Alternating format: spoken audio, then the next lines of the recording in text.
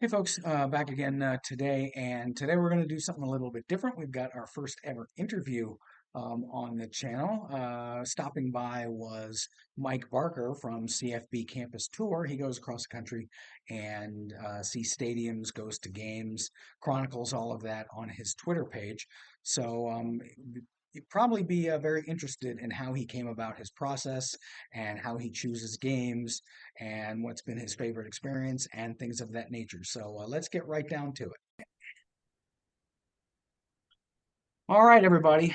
We have got our first ever interview for the YouTube channel. We are joined today by college football stadium guru Mike Barker. You can find him on Twitter at CFB Campus Tour. He going during the season has just a weird, wacky schedule. How he keeps up with it, I don't know. He goes 3, 4, sometimes 5. I think what you're doing 6 games this year in week 1. So certainly glad to have him on. We've kind of crossed paths before, and just tell us a little bit. I guess when did the idea germinate that this is something that you wanted to do, and really when did it kind of get going when you started making your visits? Yeah, well, Mike, thank you for having me first. It started in 2017. I just started traveling to various places. The first place I went was Colorado. Went to stay at the haunted hotel. It's called the Stanley in Lake Estes Park, Colorado. On the way there, I stopped in Boulder at Fort Collins to Colorado and Colorado State. I really enjoyed just going around the stadium and the campus. That off season, I just continued to visit schools. During the summer, I took 3 weeks off my job, visited 99 schools, and really kind of propelled me into attending games. The first year in 2017, I went to 13 games. The next year 30, the next year 50, and then eventually it just became a thing. And in 2023 is going to be year 7, and I'm really looking forward to it. You got 99 schools in 3 weeks. Yeah, it was. I flew to Miami, rented a car for 21 days, drove to Maine, then went west to Minnesota, dropped back down to Texas, and finished in Miami. And so it was just a way to, visiting the summer in college is cool because the students aren't there. It's not as much pressure. A lot of the stadiums are open, so you can walk in. You're not getting the game atmosphere, but you're really taking in the stadium, seeing what it is. And for me, part of the reason I wanted to travel is you see these broadcasts, but they focus mostly on the field, and I was interested in the venues. So going there without anybody there, with the gate open, with no time limitations, you really get to absorb it, and you start to have favorites. And then after that, again, the natural progression is to start going to games. Yeah, well, that's kind of mine is a little more organic. I just kind of like going to see places, sort of to scout. Might I want to go to a game here to cover? And just a couple weeks ago, I went to DePaul and Wabash, and I called an audible and went to Purdue. And Purdue's stadium is under heavy construction right now, but they say that it's going to be ready for the season. So, but yeah, doing it during a game, certainly, I think that a lot of people, when they see your videos of the beginning of the game with just the kickoff getting ready and all that, that seems to get people hyped. Do you go in with any kind of, I guess, itinerary or plan, or do these things just kind of form organically? So it's both. I'll try to get into the stadium as early as possible. I'm gonna scout it. I'm gonna go walk around. I'm gonna look for good angles. I'm gonna look for interesting spots. I have a thing called obstructed views, where if you have a seat that's being sold but you can't see the whole field, people like to respond to that. I'm not pointing out negativity, but it's more of a quirk of a stadium. But when I'm in there, I'm trying to prep for when the game starts as much as possible. Depending on the size of the venue, the crowd, sometimes it's easier to maneuver through the stadium. If you go to the Shoe, for example, and it's 100,000 people, it's very hard to maneuver through the stadium. But if you're going to a Maction Tuesday night game and you can go anywhere you want, it's a little bit easier. But on one side, you go to the full stadium, if you can maneuver through there and get a great photo, it has the packed crowd, it looks beautiful. And then if you take the same photo at a stadium that doesn't have as big as crowd, you'll get the quality photo, but you just won't get the people there. So it's you got to adjust based on your environment. Yeah, certainly. Well, you mentioned Colorado. That was one of the first places I saw. I got to see the rematch of the Cordell Stewart Hail Mary. I got to see Michigan come in, and as you probably know, seeing Ralphie run on the field is just everyone needs to see that at some point in their life. That is one of the coolest things in the world. Do you have I guess going in, do you always go in to places you haven't been before with a blank slate and say, man, I hope this is cool? Or from TV, do you sort of have a preconceived notion? Have there been schools that have exceeded an expectation? And maybe have there been a couple of schools that you've just kind of been frustrated by, not through the actions of anybody, but just said, man, I thought this would be a little bit more? Or is every experience a good one? Well, so I go in with an open mind. It's kind of like Baskin Robbins. What's your favorite Mhm. flavor? And the Right. main thing is Twitter is difficult sometimes because there's preconceived notions on how the stadium should be ranked.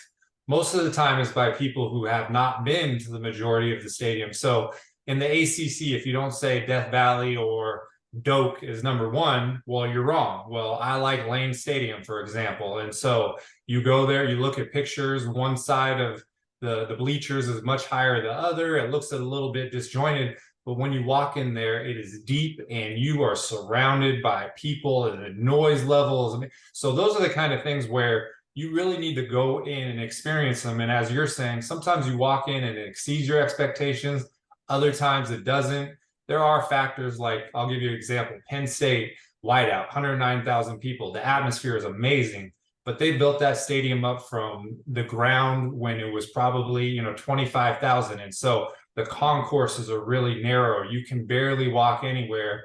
And there's actually, I want to say like $800 million renovation going on that's just dedicated to expanding those concourses, adding more bathrooms, fixing the west side of the stadium, which was the original side. So that shows you there can be issues just navigating the stadium. And then I always say to people that my favorite stadium is the Sun Bowl in El Paso. And if you have people name their top 40 stadiums, they may not even name that one. But just when you go to that place, it's almost 4,000 foot elevation. It's literally on the US-Mexico border.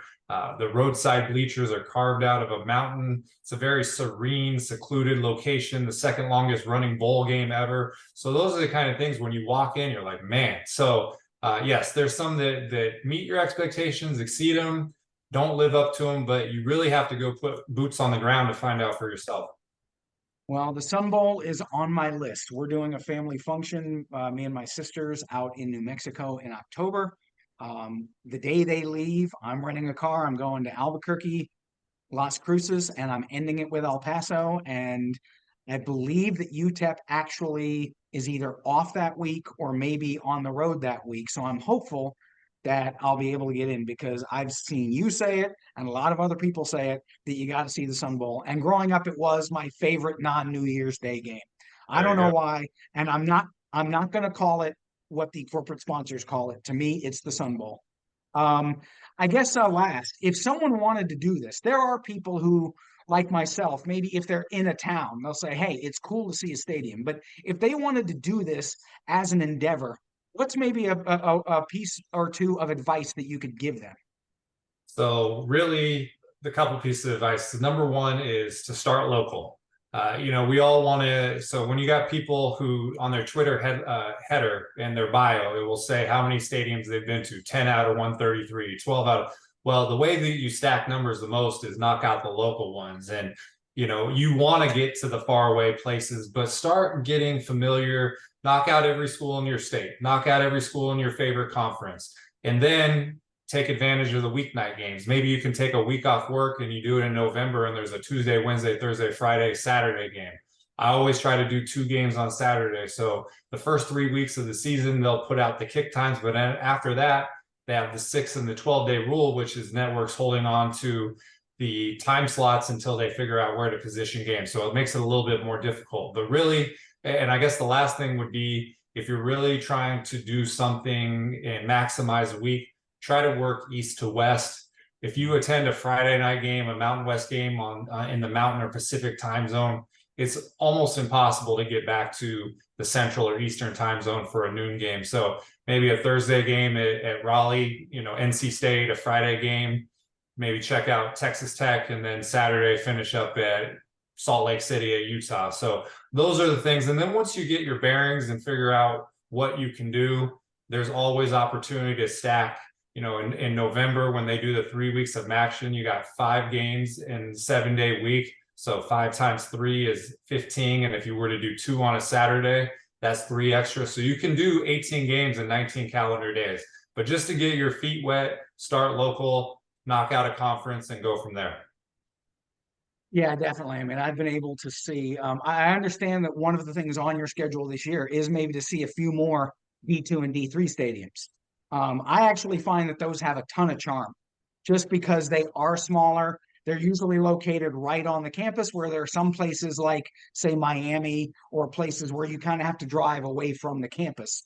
So, is it difficult for you just because all of the attention seems to be on FVS and a few FCS programs to Yeah. give the D2 and D3 maybe the attention that maybe they sometimes deserve?